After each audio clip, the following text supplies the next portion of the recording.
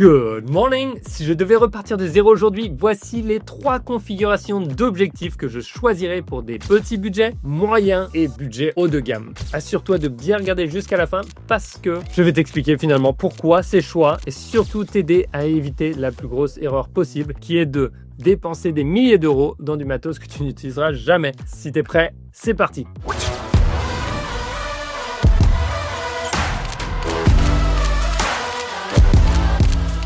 Bon, ça c'est un de mes objectifs préférés, il est manuel, il est rouge, il est beau, mais dis-moi surtout, si tu devais choisir qu'un seul objectif pour vivre tout le reste de l'année, lequel est-ce que ce serait? Dis-le moi dans les commentaires. Alors, si tu ne me connais pas, je m'appelle Pierre Tellenberg, je suis un photographe de voyage et le créateur de la méthode de 30 jours pour des photos pro. C'est une formation pas à pas qui a aidé des milliers de photographes à voir, shooter et éditer leurs photos avec confiance pour obtenir des résultats dont ils sont fiers. Si tu veux rejoindre la prochaine session pour passer un cap, le lien est dans la description. Et si tu shootes sur du Sony, j'ai aussi ma masterclass Sony Alpha pour maîtriser ton boîtier de A à Z. Le lien est aussi dans la description. Et n'oublie pas, sur cette chaîne, je partage des tutoriels gratuits et des aventures photographiques. Donc, abonne-toi, rejoins la petite famille. On va progresser tous ensemble. Maintenant, parlons matos. Ok, config, petit budget, le plus important. Mais avant ça, comprends que j'ai une vision en 3 étapes pour les objectifs. La première, ça va être d'avoir un objectif grand angle. Le deuxième, moyen. Et enfin, un objectif beaucoup plus serré.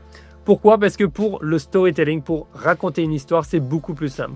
Tu vas avoir avec le grand angle ton image qui va te permettre d'établir un petit peu où on se trouve, quelle est la scène, qu'est-ce qui se passe. Ensuite, avec l'objectif moyen angle, tu vas pouvoir justement raconter un petit peu ton histoire si tu as un personnage, etc., sur ce qu'il est en train de faire. Et avec ton objectif qui va être beaucoup plus serré, ton téléobjectif, tu vas pouvoir venir capturer des détails ou alors des scènes qui sont beaucoup plus lointaines. Donc, si tu y penses en tant que vraiment créateur qui cherche à raconter une histoire à travers tes photos, c'est grand angle, moyen et serré, tout pour la même scène vont te permettre vraiment de raconter une histoire complète. Donc, j'essaye toujours de remplir mon sac avec ça en tête, d'accord? Donc, au niveau des grands angles, pour moi, si j'avais un setup petit budget, mon premier grand angle que je pourrais, ce serait un Viltrox AF 20 mm f2.8R qui est autour de 100, en dessous de 190 € si je ne m'abuse. C'est pour les pleins formats et je vais te donner tout de suite l'option APS-C, d'accord? Je tiens à le dire, à 20 mm, j'aimerais bien aller un petit peu en dessous. Demande pourquoi pas 16, pourquoi pas 15, pourquoi pas 14?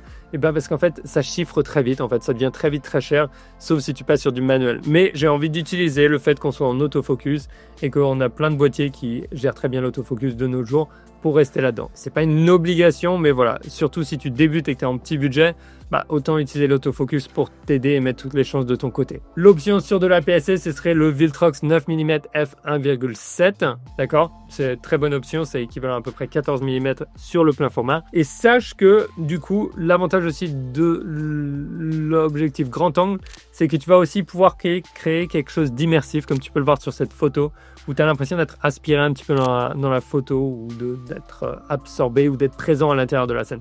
Donc c'est vraiment un objectif que je recommande. Maintenant, ils sont un petit peu plus difficiles à utiliser, les objectifs grand angle. Pourquoi? Parce qu'il y a beaucoup d'informations que tu vas mettre dans ton image, ce qui peut, surtout au début de ta progression en photographie, peut être un petit peu intimidant et va vite rendre une scène confuse. Donc il faut vraiment que tu aies travaillé tes compétences avant pour utiliser à plein escient, en fait, au maximum de ses capacités, un objectif grand angle. Ensuite, l'angle de vue moyen, j'ai envie de dire, là on va avoir une option, ça va être de partir sur un petit peu du zoom ou alors de rester sur des objectifs fixes. Pourquoi? Parce que dès qu'on va partir sur du zoom, ça va être plus cher. Alors les zooms, c'est un petit peu le mauvais côté des choses, c'est que les zooms vont être tout de suite plus chers et auront une ouverture qui est en général plus petite, c'est-à-dire un f-stop qui est plus grand que pour les objectifs fixes. Donc moi je recommanderais par exemple si tu pars sur un zoom et que tu as le budget de partir sur un Tamron par exemple 28-75, tu peux peut-être en trouver pour autour de 800 € voire moins et d'occasion peut-être même 600 €. Donc à toi de voir, c'est 28 à 75 mm pour moi c'est vraiment l'objectif que tu garderais toute la journée et tu te sentirais pas frustré, tu vois, surtout sur du plein format. tu peux te balader, tu peux faire des portraits, tu peux prendre des photos un petit peu plus larges dans la rue et ensuite quelques portraits, tu peux le faire avec ta famille, tu peux le faire en photographie de voyage, en photographie de rue. Enfin bref, c'est un objectif à tout faire qui est génial. Donc je te recommande un petit peu ça, mais je trouve que le budget pour celui-là n'est pas vraiment un petit budget. Pour l'APS-C, le 18-50 mm de Sigma f2.8 va remplir le même critère, d'accord? Mais tu es autour de 650 € ou peut-être 600 € en fonction du marché. Je te remettrai les liens dans la description qui vont vers IPLN. D'ailleurs, IPLN qui est un super magasin. Si jamais tu achètes chez eux, utilise mon code créateur Pierre. C'est super équipe et de bons conseils. Dans les options en objectif fixe qui va vraiment être moins cher, tu vas pouvoir prendre un 40 mm ou un 50 mm autour de f2 et f2.5 comme tu peux le voir sur l'écran, ce qui va vraiment te permettre finalement d'avoir cet angle de vue, on va dire, naturel à l'œil, mais pour un budget beaucoup plus serré, mais bien entendu, tu n'auras pas la portée que tu as avec le zoom. Niveau APS-C, tu peux prendre du 24 mm ou 35 mm f1.7. Pareil, le Viltrox c'est pas cher et va être génial, surtout dans ton budget. Ensuite, le plan bien serré, et pour ça, un bon 85 mm f1.8 d'occasion, c'est génial. J'adore cet objectif, il date, mais il marche toujours très très bien. Il remplit les critères. J'ai passé des semaines au Japon avec 170-200 juste avec celui-là et je m'éclatais la nuit, que ce soit pour du portrait, pour des détails, pour aller chercher un petit peu plus loin dans les rues. Franchement, un super objectif. Bien sûr, il y a de l'aberration chromatique et tout ça, mais ça se règle en 2 clics sur les logiciels de retouche de nos jours, donc autant ne pas se prendre le chou. Du côté APS-C, tu pars sur du Viltrox 56 mm f1.7 pour moins de 200 € encore une fois, et ça va largement suffire, d'accord? Je ne mets pas de zoom qui vont chercher plus loin dans ce budget, parce que pour moi, si tu cherches vraiment à prendre des images fortes, essaye de travailler avec ce que je te propose dans ce petit budget. Dans les autres budgets, peut-être qu'on va pouvoir aller chercher un petit peu plus loin. Donc pour conclure dans ce petit budget, tu vois, pour moins de 600 €, tu peux avoir un grand angle, un moyen et un objectif bien serré, tout ça en f1.7. Franchement, c'est génial. Par contre, dès que tu rajoutes un zoom, tu vas rajouter 400-350 €, donc tu vas te retrouver juste un petit peu en dessous des 1000 €. Et là, au-delà des 1000 € jusqu'à peu près 2000 €, on va se retrouver dans la config budget moyen. Avant qu'on continue, qu'est-ce que tu en penses un petit peu? Dis-moi dans les commentaires si tu es d'accord déjà sur ce budget, des recommandations ou pas du tout. Alors, dans la config budget moyen, personnellement, ce que je ferais, c'est de choper un Sony 20 mm f1.8 qui est autour des 800 € ou un 16 mm si tu veux aller un petit peu plus large. J'adore ces deux objectifs. Le 20 mm est tout petit, le 16 mm est encore plus petit. Je les ai utilisés pour plein de photos, que ce soit pour faire de l'astro, pour faire du paysage, pour des photos un peu immersives, pour de la vidéo aussi.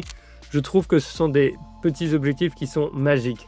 Oui, tu pourrais aller avec d'autres marques, mais franchement, le poids, l'encombrement et juste la compacité, le fait que tu vas le mettre dans ton sac sans réfléchir et pouvoir l'utiliser plus souvent, pour moi, ça vaut le coup de payer un petit peu plus des fois. Maintenant, angle de vue moyen, on va avoir les zooms standards. Donc pour moi, ça va être le Sony 24-50, qui est un zoom super, un f2.8, qui est petit, compact, léger. J'ai adoré shooter avec, surtout couplé avec un A7C2 ou un A7R.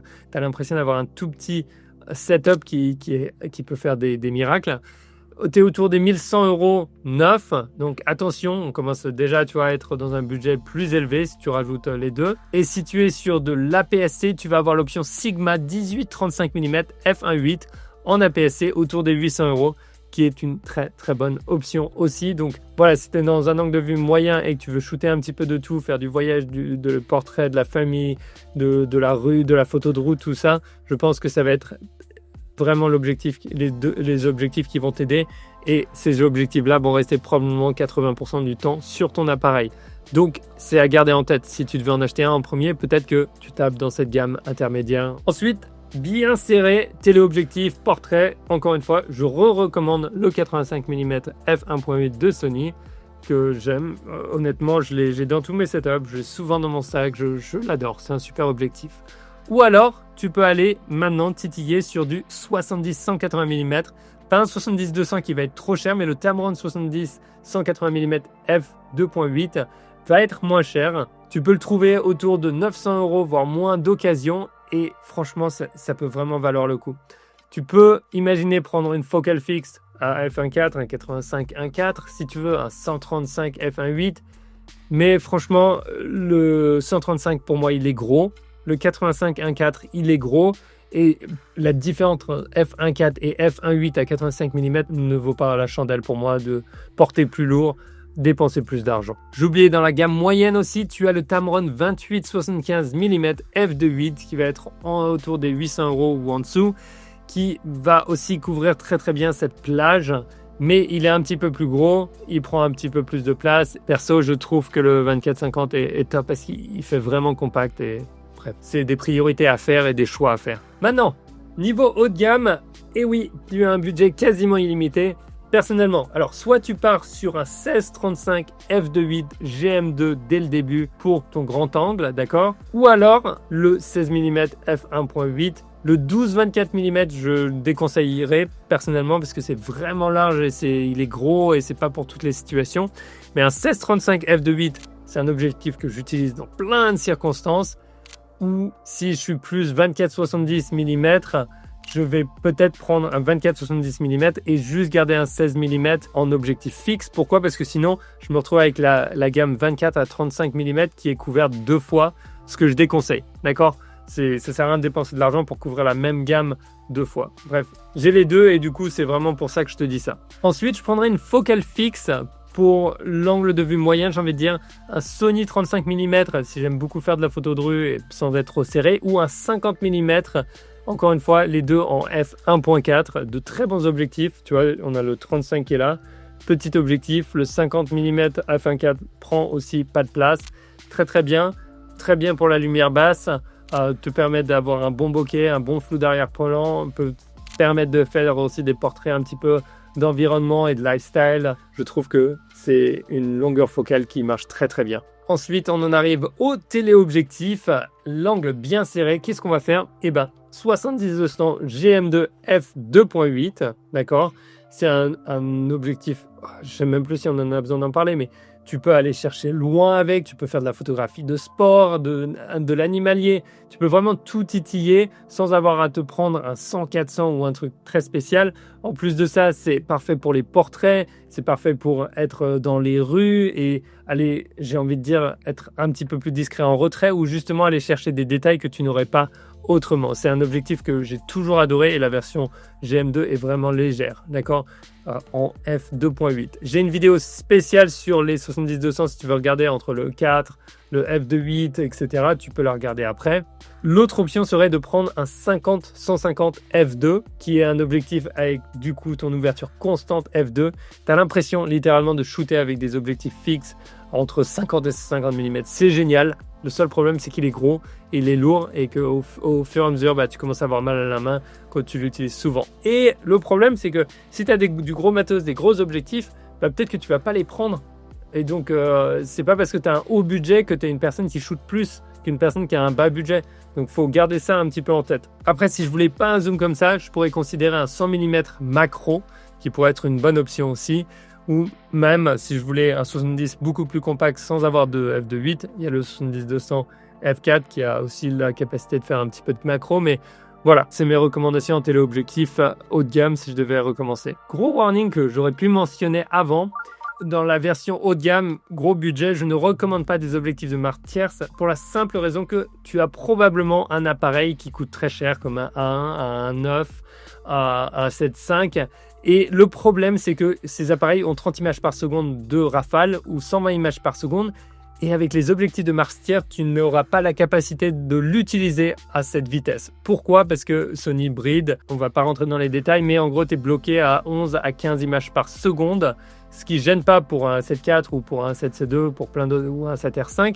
Mais si tu es sur un 7.5 à 7.1 et à un 9, ça va être limité. Donc, je reste dans la gamme Sony afin de tirer le meilleur de mon appareil photo. Bon, n'oublie pas, le bonheur vient du fait d'être en paix avec ses choix que l'on fait. Maintenant, si tu as encore un peu de mal avec tes réglages quand tu es sur le terrain, télécharge ma fiche de réglage gratuite dans la description. Et maintenant, regarde cette vidéo pour apprendre à prendre des photos nettes à chaque fois ou regarde ma configuration de boîtier recommandée.